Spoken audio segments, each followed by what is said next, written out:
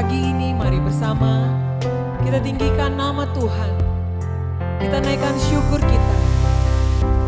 Kita nyatakan betapa besarnya, betapa hebatnya, betapa tingginya Dia, Allah yang senantiasa beserta dengan kita. Mari dengan hati yang bersyukur kita nyatakan bersama-sama. Ditinggikan, dimuliakan Engkau Tuhan. Amin.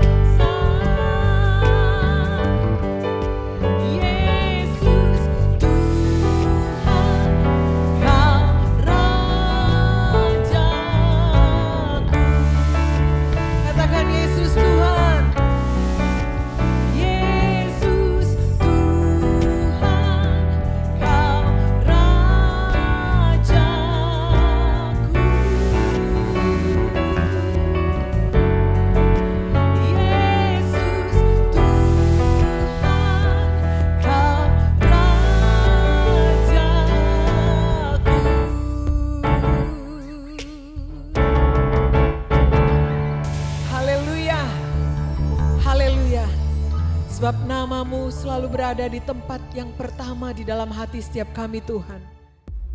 Terima kasih karena kami dikasihi, kami dilayakkan memanggil Engkau Aba ya Bapa. Thank you Jesus.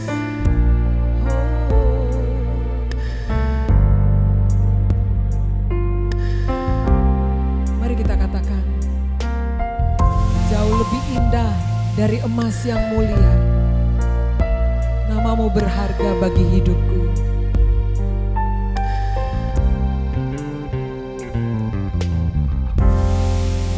Jauh lebih indah dari emas yang mulia, nama-Mu berharga bagi hidupku.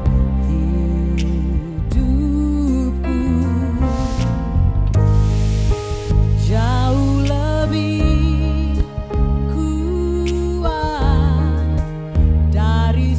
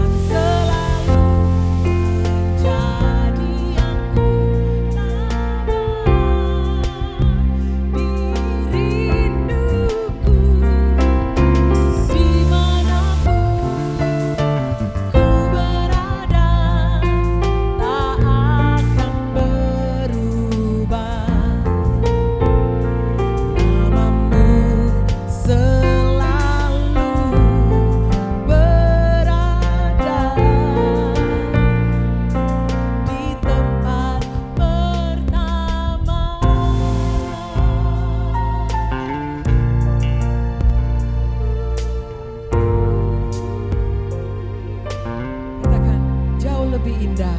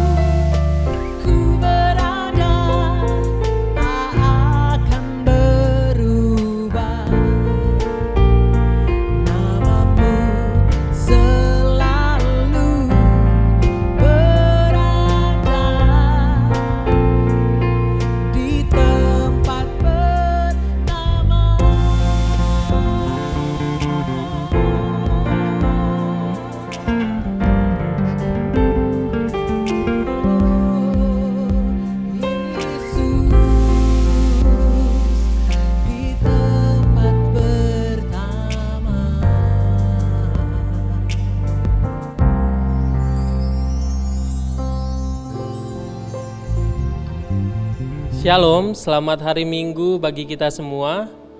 Saya mengundang Bapak Ibu Saudara untuk kita berdoa bersama. Ada beberapa pokok doa yang sudah masuk. Kita percaya bahwa doa orang benar bila dengan yakin didoakan sangat besar kuasanya.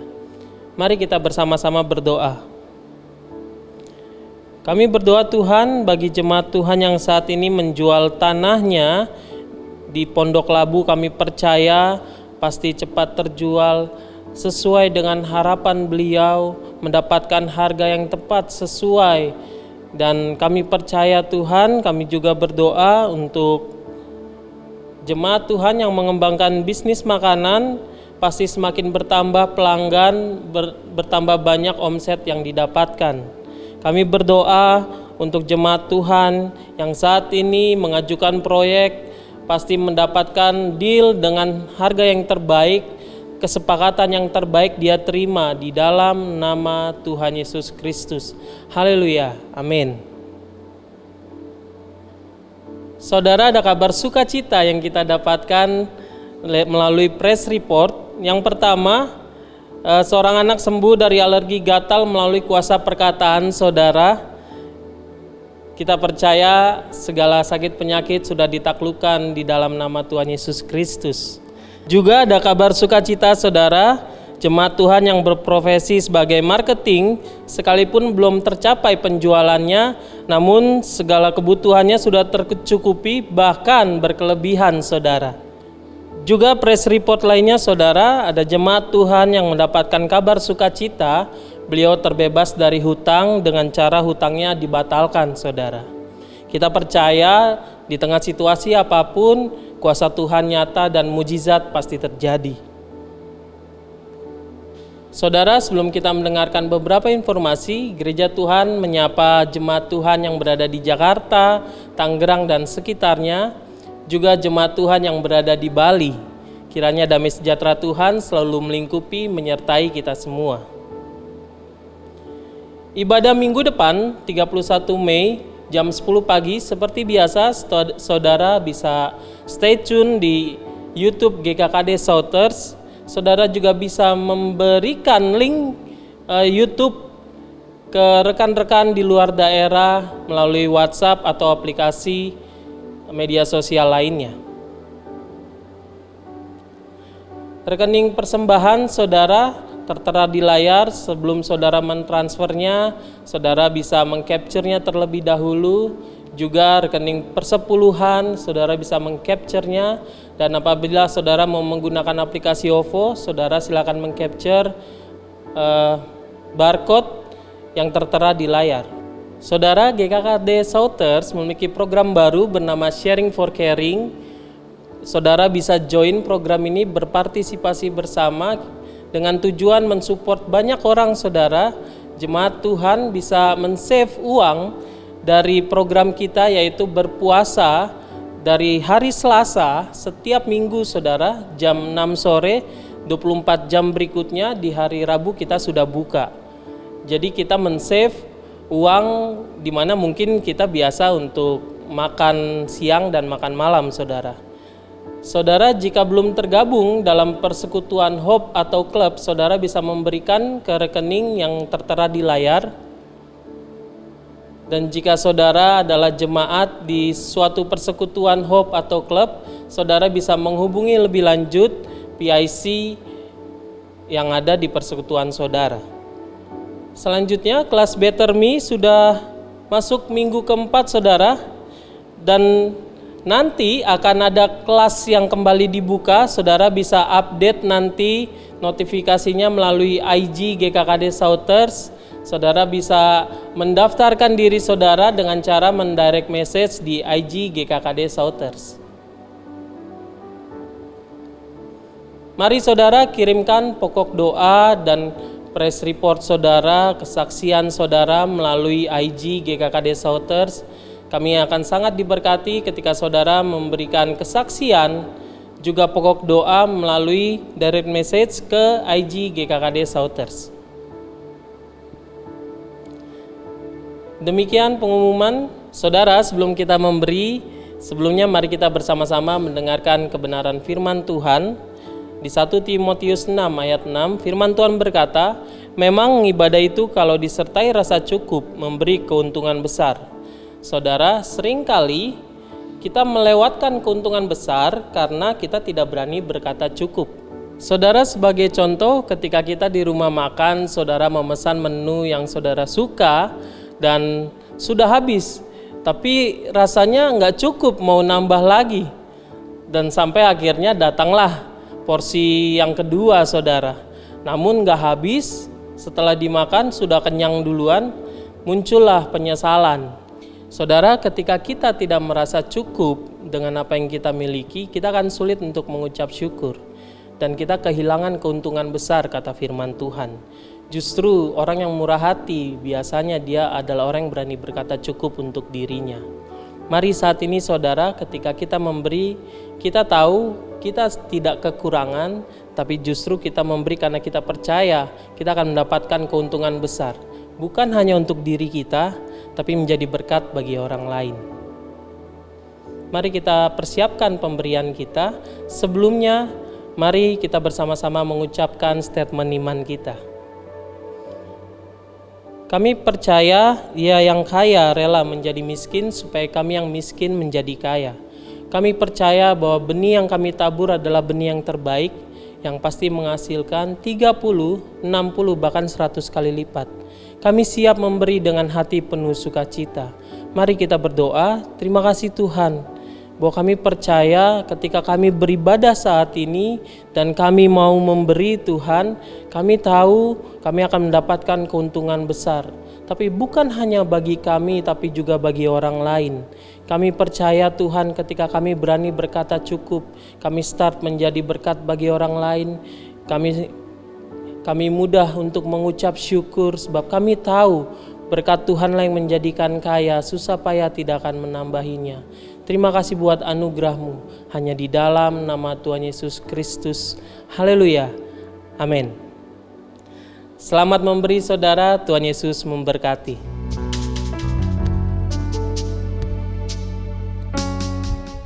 Mari jemaat Tuhan, kita akan mendengarkan firman Tuhan. Mari kita teduhkan hati kita bersama-sama. Sebab firman Tuhan adalah kebenaran yang akan memerdekakan setiap kita. Mari katakan, Kau kebenaran. Kau kebenaran, tempatku taruh hatiku. Cahaya terang yang tuntun langkahku. Saat gelap menghadang, ku pegang erat tangan-Mu. Ku yakin Kau tak akan tinggalkanku.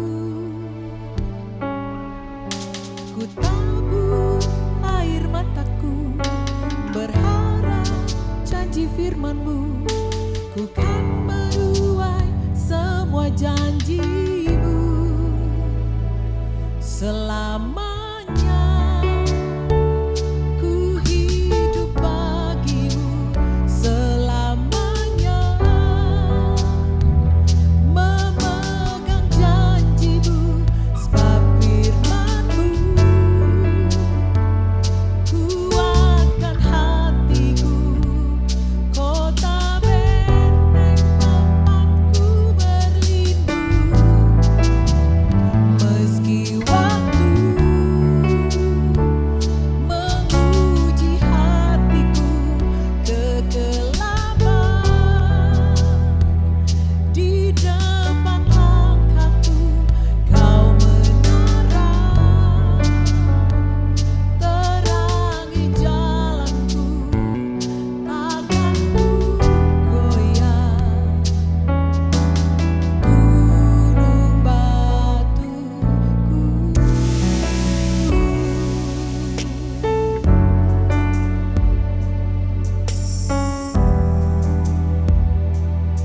Mari kita katakan, Kau kebenaran. Kau kebenaran, tempatku taruh hatiku. Cahaya terang yang tuntun langkahku. Saat gelap menghadang, ku pegang erat tangan-Mu. Ku yakin Kau tak akan tinggalkanku.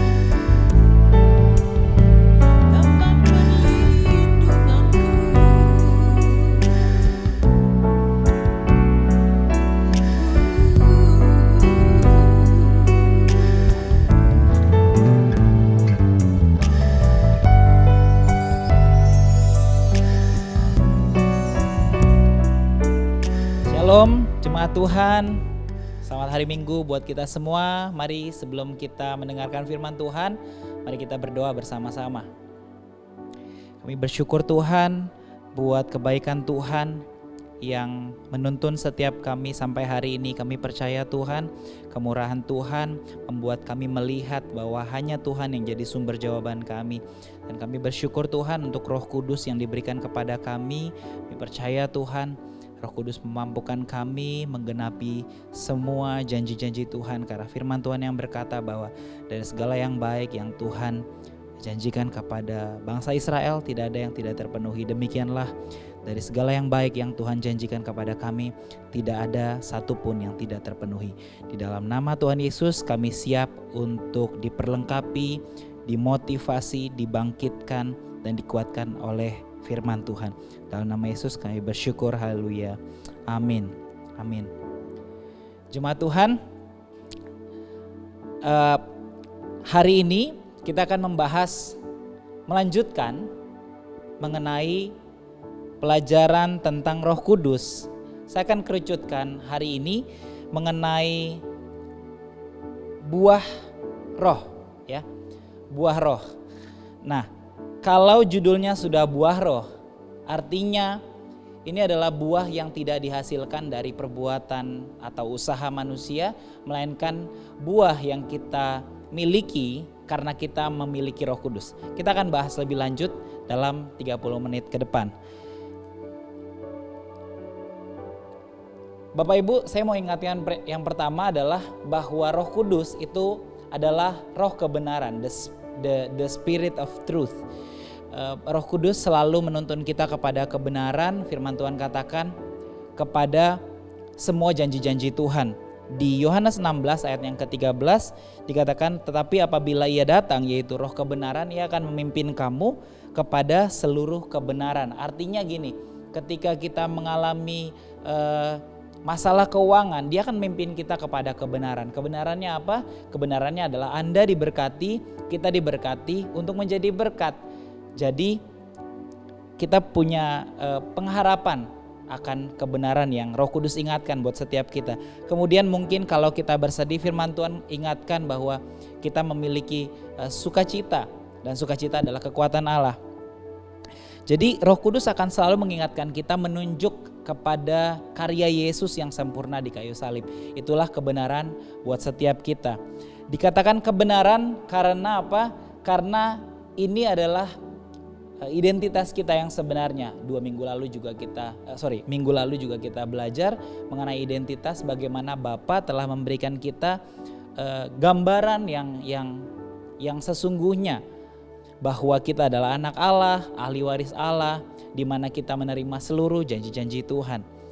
Dan Roh Kudus selalu mengingatkan kita tentang semua yang Yesus ajarkan, tentang semua yang Yesus capai buat setiap kita. Jadi Bapak Ibu, Roh Kudus adalah memimpin kita kepada seluruh kebenaran. Kita penting untuk menyadari bahwa setiap kali kita menghadapi situasi atau tantangan di dalam kehidupan kita, ingat bahwa kita memiliki Roh Kudus yang selalu menuntun kita pada kebenaran. Kemudian hal yang kedua adalah Roh Kudus memberikan kita kuasa. Kisah Para Rasul 1 ayat yang ke-8, pada hari itu 120 murid berkumpul dan singkat cerita mereka dibaptis Roh Kudus, dan Petrus tampil sebagai pengkhotbah pertama yang berkhotbah di hadapan 3.000 orang, dan 3.000 orang bertobat. Bapak Ibu Saudara, firman Tuhan katakan di Kisah Para Rasul 1 ayat yang ke-8, tetapi kamu akan menerima kuasa kalau Roh Kudus turun ke atas kamu, dan kamu akan jadi saksiku di Yerusalem, di seluruh Yudea, Samaria, dan sampai ke ujung bumi.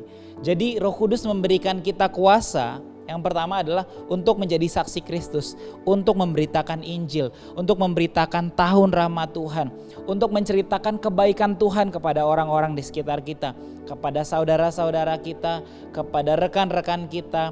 Itulah tujuan Roh Kudus memberikan kita kuasa. Kemudian yang berikutnya adalah kita diberikan kuasa Roh Kudus untuk membuat mujizat. Firman Tuhan berkata di Matius 16 ayat yang ke-19, Matius 18 ayat yang ke-18 dikatakan berulang-ulang bahwa apa yang kamu ikat di bumi terikat di surga, apa yang kamu lepas di bumi terlepas di surga. Jadi Bapak Ibu, kita tahu bahwa kita telah memiliki kuasa untuk membuat mujizat. Ada banyak orang yang merasa bahwa dia adalah manusia biasa, manusia yang tidak bisa apa-apa, tidak bisa berbuat apa-apa, merasa dirinya korban. Atau pernah Anda mendengar bahwa apalah kita hanya manusia biasa, kita hanyalah, ada yang bilang mungkin keset kaki dan lain sebagainya. Seakan-akan itu sebuah kerendahan hati. Sebenarnya enggak Bapak Ibu Saudara, itu adalah gambaran yang salah. Sebab apa? Firman Tuhan katakan bahwa barang siapa telah lahir baru menerima Yesus, dia menjadi satu roh. Dikatakan singularity, menjadi satu kesatuan dengan Roh Kudus. Apa hebatnya menjadi satu kesatuan dengan Roh Kudus? Roh Kudus adalah roh yang sama yang melayang-layang di Kejadian 1 ayat 1 dalam penciptaan. Roh yang sama yang menciptakan langit dan bumi. Roh yang sama juga itu tinggal di dalam diri Anda. Artinya apa? Kalau kita kalkulasi, 1/3 bagian di dalam diri Anda adalah roh yang menciptakan dunia ini. Adalah ironis ketika seorang anak Tuhan takut terhadap masalah keuangan. Adalah ironis ketika seorang anak Tuhan menyerah terhadap masalah atau sakit penyakit atau komplain. Karena apa? Karena seharusnya ketika kita menyadari bahwa Roh Kudus memberikan kuasa untuk membuat mujizat. Roh Kudus adalah roh yang sama yang dikatakan jadilah terang, maka terang itu jadi. Roh yang sama juga tinggal di dalam kita. Roh yang sama juga yang mampukan kita berkata bahwa oleh bilur-bilurnya kita sembuh. Roh yang sama juga yang memberikan kita kuasa untuk memindahkan gunung. Gunung kita tahu ya, berbicara tentang masalah kita atau tantangan di hadapan kita. Dan roh yang sama pula yang membuat perkataan kita menjadi berbobot. Berbobot artinya apa? Perkataan kita, perintah kita itu menjadi kenyataan. Firman Tuhan katakan ketika Yesus bertemu dengan satu orang buta atau orang lumpuh, Yesus selalu seringkali bertanya balik, kamu mau mengalami apa? Apa yang kamu mau? Dan mereka yang menjawab dengan iman berkata bahwa mereka yang ada orang buta berkata bahwa saya ingin melihat. Atau orang lumpuh berkata, saya ingin berjalan, sembuhkan saya. Nah, Yesus tidak menjawab dengan, nih saya sembuhkan. Enggak, Yesus berkata bahwa, according to your faith, be it unto you. Tepat seperti yang kau katakan, tepat seperti yang kau percayai, jadilah demikian.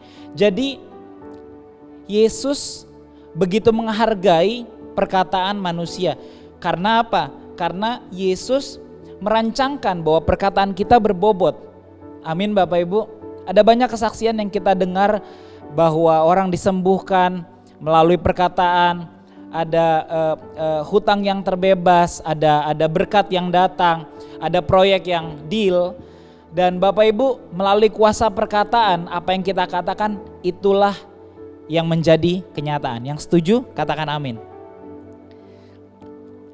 Nah, Bapak Ibu, sekali lagi saya ingatkan bahwa 1/3 bagian di dalam diri kita adalah roh yang luar biasa. So jangan pernah berkata bahwa apalah saya ini, saya hanya manusia biasa. No, kita bukan manusia biasa.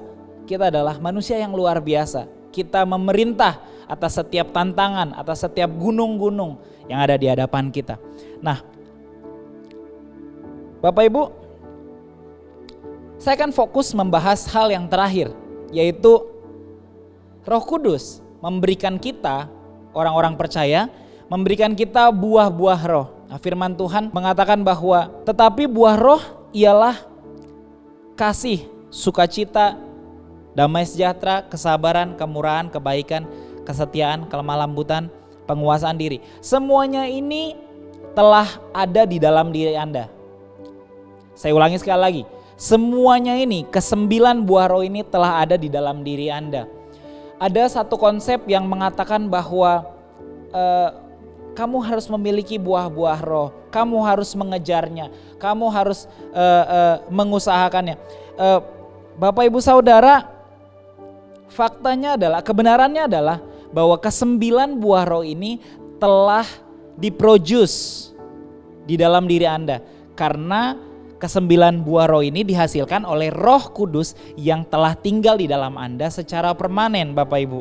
Nah, jadi alasan kenapa banyak orang tidak bisa mengasihi, kenapa banyak orang membalas dendam, kenapa banyak orang berduka, kenapa banyak orang ketakutan, kenapa banyak orang tidak sabar, kenapa banyak orang hitung-hitungan, kenapa banyak orang sulit untuk memberikan kebaikan, kenapa banyak orang tidak setia.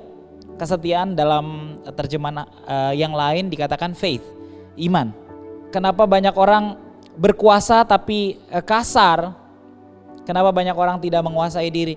Alasan kenapa banyak orang, kenapa mungkin beberapa di antara kita atau saya gitu ya, mengalami hal yang sebaliknya adalah karena kita tidak menyadari bahwa 9 buah roh ini telah ada di dalam diri kita, Bapak Ibu. Bapak Ibu, ketika kita memahami konsep ini bahwa ke-9 buah roh ini telah ada di dalam kita, maka kita tahu kepada orang yang mengkhianati kita adalah orang yang penuh kasih.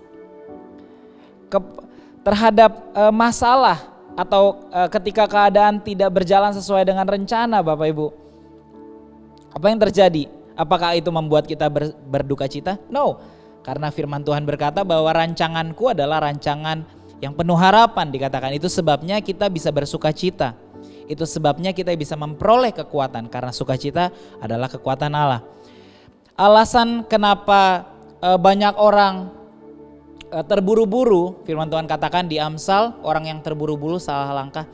Kenapa? Karena tidak menyadari bahwa dia memiliki damai sejahtera. Saya mau bahas hanya beberapa hal di dalam buah-buah roh ini. Firman Tuhan katakan ketika kita memiliki ke-9 buah roh ini, kita memiliki kasih, kita memiliki sukacita, kita memiliki damai sejahtera, kita memiliki kesabaran, kita tahu bahwa kita adalah orang yang lemah lembut, penguasaan diri, maka hukum pun tidak akan menentang hal itu. Hukum manapun tidak akan menentang hal itu. Dikatakan mungkin jika kita bandingkan dengan hukum Taurat, maka ke-9 buah roh ini pasti melampaui semua hukum yang ada di 10 hukum Taurat. Sebagai contoh, misalnya jangan berzina. Bagaimana kita bisa berzina? Orang kita adalah orang yang penuh kasih. Kita adalah orang yang menguasai diri. Kita adalah orang yang memiliki kesetiaan. Amin. Bagaimana kita bisa berbohong? Orang kita adalah orang yang memiliki sukacita, orang yang memiliki damai sejahtera. Bagaimana kita bisa komplain? Sebab kita adalah orang yang lemah lembut, orang yang penuh dengan kesabaran. Tapi bukannya sulit ya melakukannya. Saya nggak bilang gampang melakukannya. Tapi ketika Anda sadari hal ini sederhana, bahwa ke-9 buah roh ini ada di dalam Anda, sehingga orang yang membuat Anda tidak sabar, orang yang men-challenge Anda, orang yang mungkin ada aja ya beberapa orang yang hanya Anda yang tahu, hanya Anda dan Tuhan yang tahu, yang mengetes kesabaran Anda sampai di satu limit. Nah, ketika Anda menyadari bahwa Anda adalah orang yang penuh dengan kesabaran, Bapak Ibu, Saudara, Anda akan dengan mudah mengampuninya, bahkan meminta maaf. Amin. Karena kita adalah orang yang sabar. itu adalah buah roh yang diproduce oleh Roh Kudus di dalam diri kita. So tidak ada hukum yang menentang ke-9 buah roh yang kita miliki. All we have to do, yang kita perlu lakukan adalah keluarkan ke-9 buah roh ini di dalam semua tantangan atau masalah kita. Nyatakan kasih, nyatakan sukacita, nyatakan damai sejahtera justru ketika keadaannya sulit. Justru ketika keadaannya memaksa kita seakan-akan untuk terburu-buru gitu ya. Nah, mungkin ada beberapa orang yang bertanya, loh berbuah itu berarti nanti hukum Taurat lagi dong? Melakukan kebaikan, melakukan ini, melakukan itu, melakukan ini dan itu. Bapak Ibu, ada satu ayat yang ditulis oleh Rasul Kasih Karunia yaitu Paulus. Dikatakan bahwa karena bagiku hidup adalah Kristus dan mati adalah keuntungan. Tetapi jika aku harus hidup di dunia ini, itu berarti bagiku bekerja memberi buah. Sekali lagi, bekerja memberi buah. Bapak Ibu, firman Tuhan berkata ketika kita justru mengenal kasih karunia Allah, kita justru bisa bekerja memberi buah. Paulus ajarkan bahwa memberi buah itu adalah bukti bahwa kita menyadari anugerah Tuhan, menyadari kasih Tuhan, menyadari kehadiran Roh Kudus di dalam diri kita. Memberi buah itu artinya bahwa kita berlimpah di dalam berbagai kebajikan. Memberi buah artinya kita say enough buat diri kita sendiri, berkata cukup untuk diri kita sendiri, dan start giving for others. Bekerja memberi buah. Kenapa harus memberi buah? Yohanes 15 ayat yang ke-8, Yesus berkata, dalam hal inilah Bapa-Ku dipermuliakan, yaitu jika kamu berbuah banyak, dan dengan demikian kamu adalah murid-murid-Ku. Lihat Bapak Ibu, Bapak tidak dipermuliakan melalui gaji yang banyak. Bapak tidak dipermuliakan lewat harta yang banyak. Tapi Bapak dipermuliakan lewat gaji yang banyak yang dipakai memberkati orang lain. Lewat harta yang banyak yang dipakai untuk membantu orang lain. Bapak tidak dipermuliakan dengan posisi yang tinggi. Benar ya? Dengan karir yang tinggi. Bapak tidak dipermuliakan dengan gadget yang kita miliki. Tapi Bapak dipermuliakan ketika dengan posisi yang tinggi kita bisa menolong orang lain. Dengan gadget yang kita miliki kita bisa memproduce atau men-share Injil. Amin Bapak Ibu. So, Bapa dipermuliakan hanya ketika kita berbuah banyak. Itu tujuan kita berbuah. Nah, sebagai seorang rasul kasih karunia, Paulus berkali-kali mengingatkan bahwa pekerjaan, sekali lagi, pekerjaan itu bukan dasar untuk kita layak di hadapan Tuhan. Melayani bukanlah dasar untuk kita dikasihi Tuhan. Melainkan itu adalah buah. Sama-sama katakan buah. Nah, dikatakan tetapi karena kasih karunia Allah, aku adalah sebagaimana aku ada sekarang. Dan kasih karunia yang dianugerahkannya kepadaku tidak sia-sia. Nah, ternyata bisa loh kasih karunia Tuhan jadi sia-sia. Dengan cara apa? Dengan cara firman Tuhan katakan, dengan cara kita tidak mengeluarkan buah-buah roh. Dengan cara sebagai orang yang ditebusnya kita tidak mengasihi. Dengan cara sebagai orang yang ditebusnya kita tidak sabar. Dengan cara sebagai orang yang ditebusnya kita tidak menguasai diri. Maka kasih karunia Tuhan akan terlihat sia-sia di dalam hidup kita dan orang nggak akan tahu seberapa besar kasih karunia yang diberikan kepada kita. Sebagai contoh misalnya, kamu punya talent untuk nyanyi atau untuk membuat desain atau dan lain sebagainya. Tapi kamu tahu bahwa desainnya jelek, nyanyinya kurang bagus gitu ya. But you only sitting there sebagai seorang komentator and doing nothing. For sure, itu gak menunjukkan kasih karunia yang diberikan kepada Anda, benar ya? Saya tidak bermaksud untuk offense siapapun, tapi Bapak Ibu Saudara, tanda bahwa kita memiliki kasih karunia yang berlimpah adalah justru ketika kita bekerja memberi buah, ketika kita memilih untuk melayani. So what's the point ketika kita diberkati dan kita tidak melakukan apa-apa? It is useless, benar gak? Seperti garam yang tidak bisa dipakai karena tidak asin. Buat apa? Jadi Bapak Ibu Saudara, tanda bahwa kita memiliki kelimpahan kasih karunia justru adalah ketika kita menggunakannya untuk berbagai kebajikan. Amin.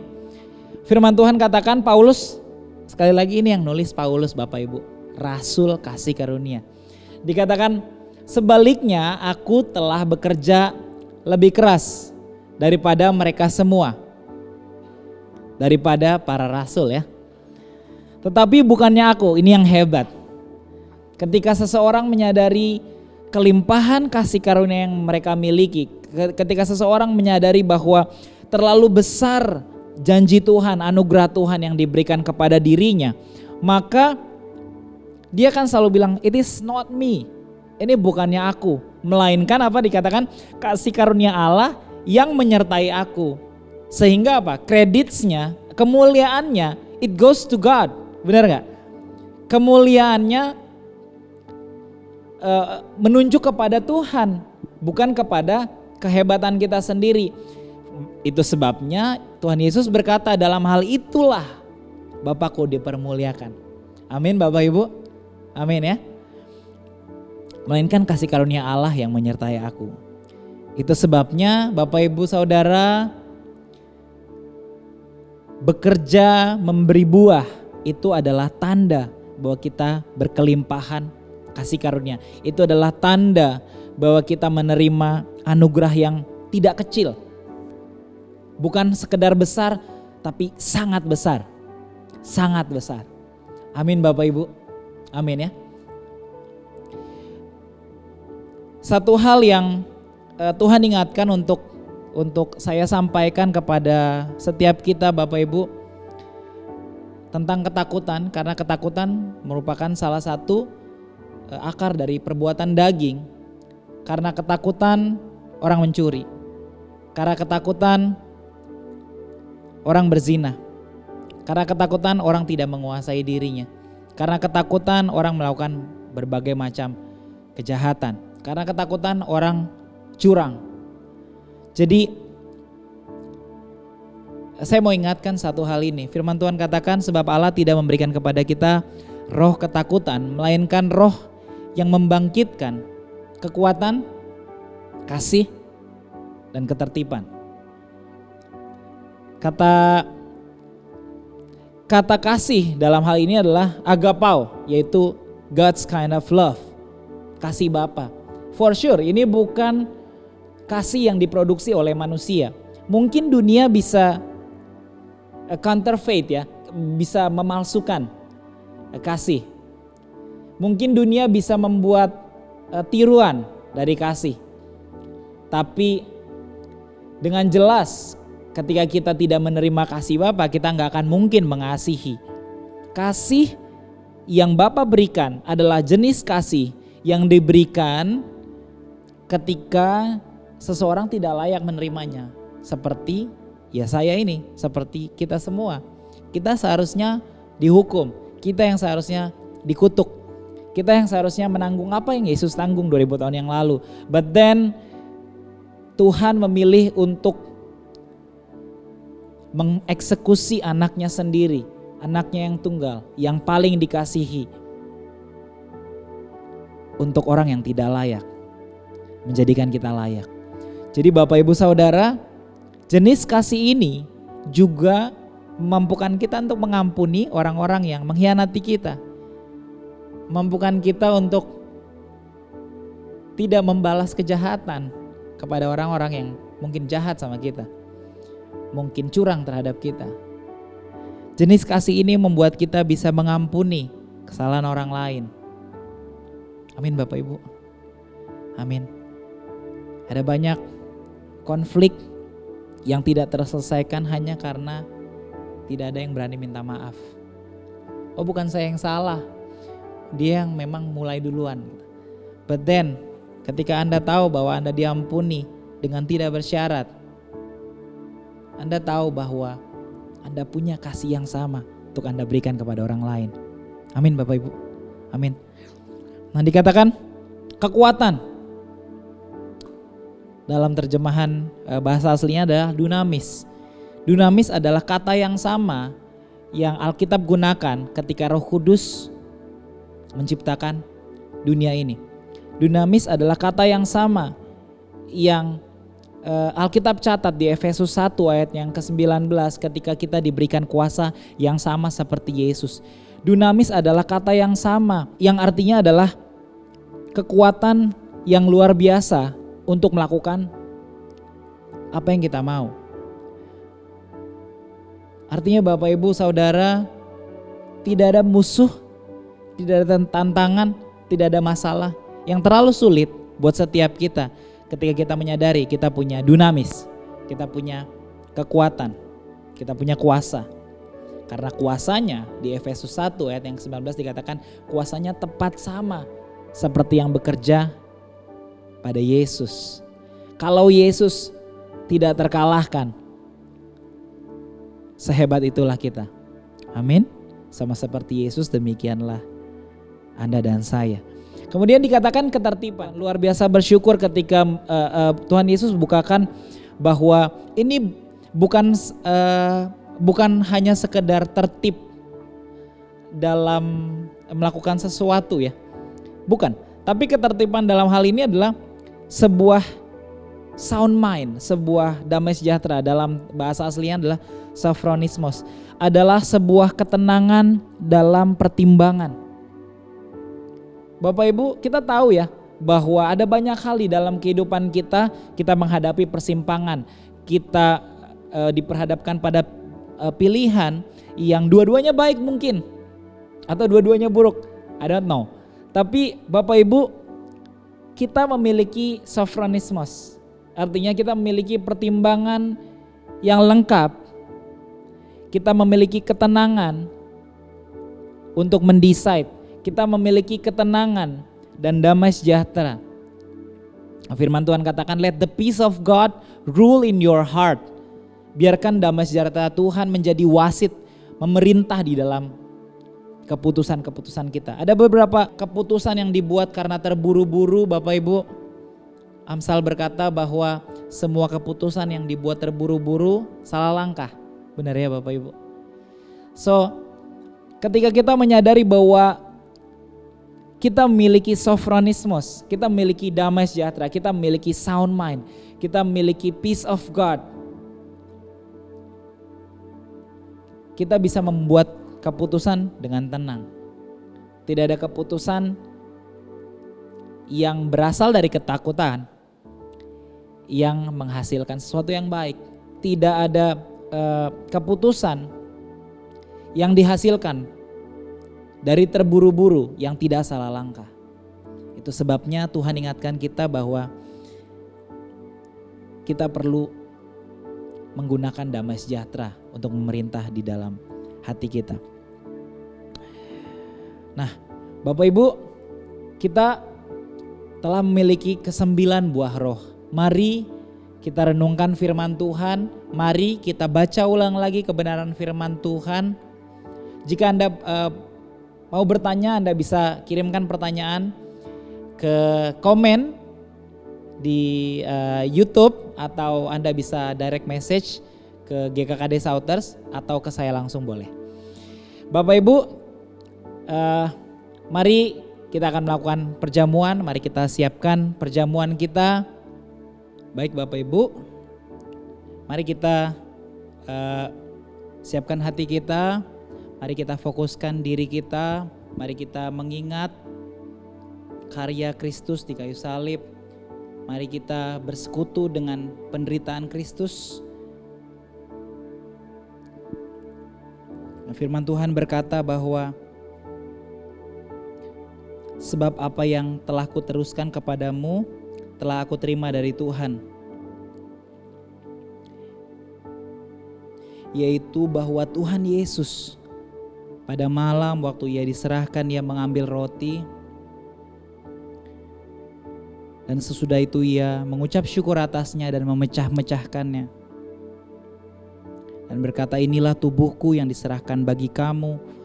Perbuatlah ini menjadi peringatan akan aku. Tubuh yang dipecah, tubuh yang disesah, tubuh yang dihancurkan untuk keselamatan kita. Tubuh yang menggantikan luka-luka kita. Tubuh yang menjamin setiap penyakit kita telah disembuhkan. Tubuh yang menjamin bahwa kita diberkati. Tubuh yang sama yang kita makan sekarang. Ini yang menjadi kekuatan buat kita. Ini yang membuat kita semakin percaya dan semakin percaya bahwa kita telah disembuhkan, bahwa kita telah 100% dipulihkan. Terimalah kesembuhan, terimalah semua mujizat yang engkau butuhkan saat ini juga dalam nama Tuhan Yesus. Mari kita makan roti di tangan kita.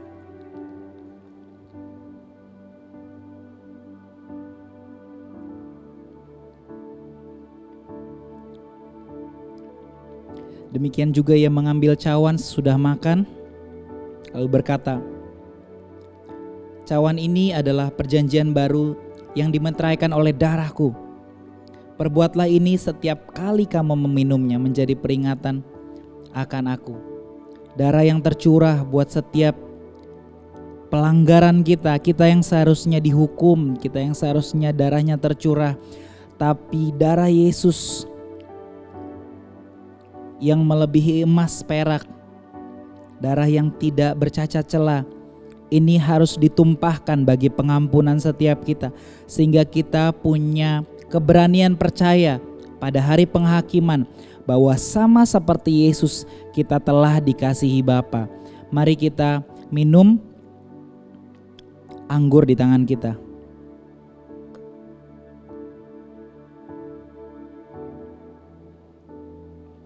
Mari kita mengucap syukur kepada Tuhan.